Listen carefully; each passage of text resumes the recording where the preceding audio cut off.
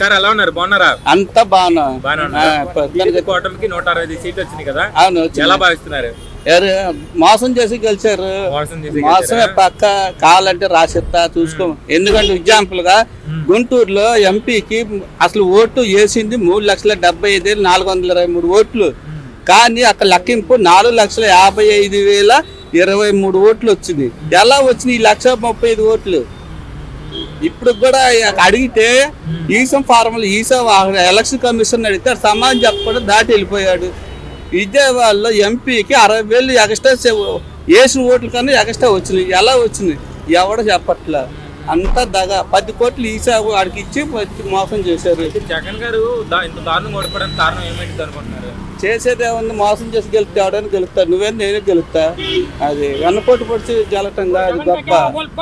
అయితే ఇప్పుడు 3 పార్టీలు కలిసి ఉన్నాయి కదా సార్, అయితే తర్వాత ఎన్నికల్లో కూడా 3 పార్టీలు కలిసి ఉంటాయి అనుకుంటున్నారా? విడిపోతారు? 6 నెలల కన్నా ఎక్కువ ఉంటే అప్పుడు అడుగు. 6 నెలల కన్నా ఎక్కువ ఉంటే అప్పుడు దాన్ని అడుగు. ఇక్కడే ఉంటాను నేను, ఈ సెంటర్ లోనే ఉంటాను. బాగానే ఉన్నాం. బాగానే ఉన్నారా? అన్నా క్యాంటీన్ మళ్ళీ పునఃప్రారంభం అవుతాయి అనుకుంటున్నారా? ఇల్లు లాభం ఉండి వాగ్దానం చేసిన పింఛన్లు ఇవ్వమనండి, అందరూ తింటారు. పింఛన్లా సంతకం పెట్టారు? పింఛన్ మీద ఆల్రెడీ పెట్టారు. ఏది అంటే పింఛన్ కూడా పెంచారు. 4,000 3,000 నుంచి 4,000 పింఛన్ పెంచారు. అవునండి, కరెక్టే పెంచారు. ఇవ్వాలిగా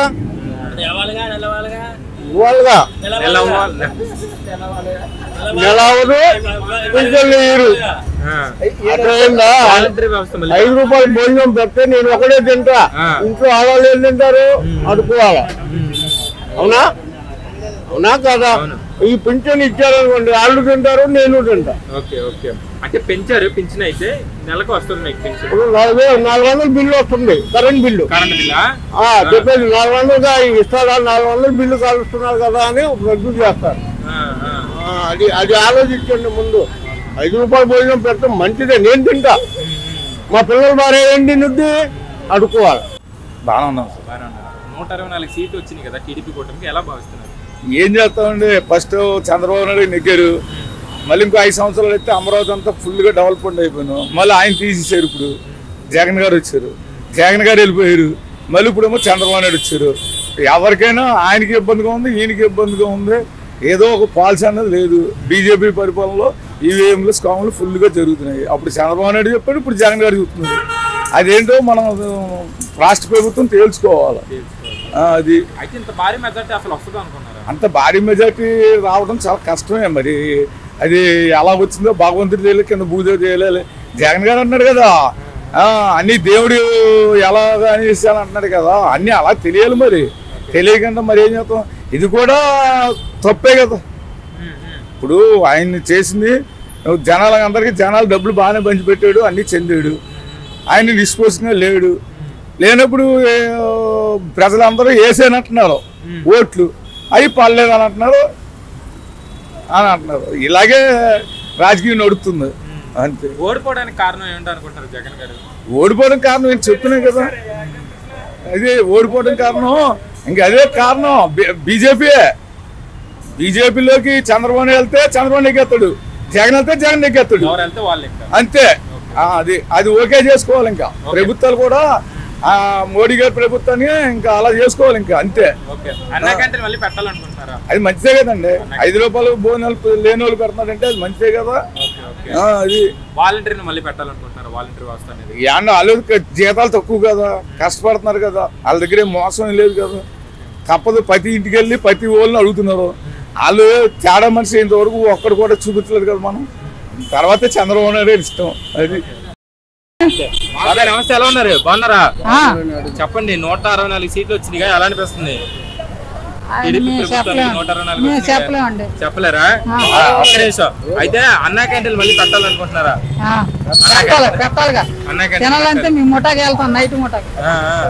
అన్నా క్యాంటీన్లు ఉండాలి. సచివాలయాలు ప్లేస్ లో అన్నా క్యాంటీన్లు పెట్టారు కదా, రెండింటి సచివాలయం కూడా ఉండాలనుకుంటున్నారా? అన్నా క్యాంటీన్ ఉండాలనుకుంటున్నారా? అన్న క్యాంటీన్ ఉంటే మంచిది. సచివాలయం కన్నానా? సచివాలయం కూడా ఉండాలి. సచివాలయం కూడా ఉండాలి. వాలంటీర్ వ్యవస్థ మళ్ళీ పెట్టాలనుకుంటున్నారా? వారంటీ అంటే మరి 10,000 అంటారు వారంటీకి. మరి పెడతారనుకుంటున్నారు వాలంటీర్ని?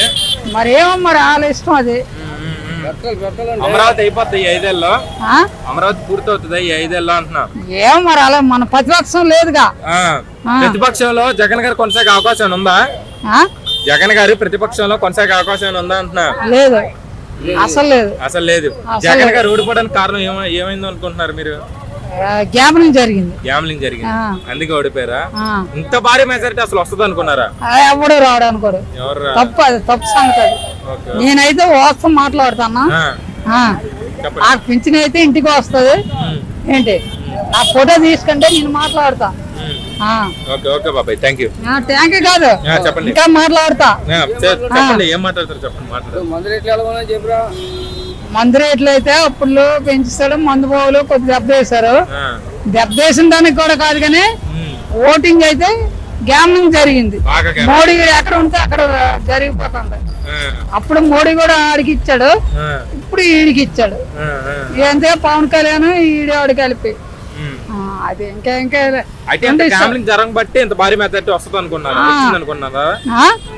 రిజల్ట్ ఏముంది మనకది 11 సీట్లు మనయే. నేను వాస్తవం మాట్లాడతా. 11 సీట్లు మనయే, 66 సీట్లు ఆలి. 164 సీట్లు వెళ్ళి 11 సీట్లు మీకు వచ్చినాయి. వచ్చాయి.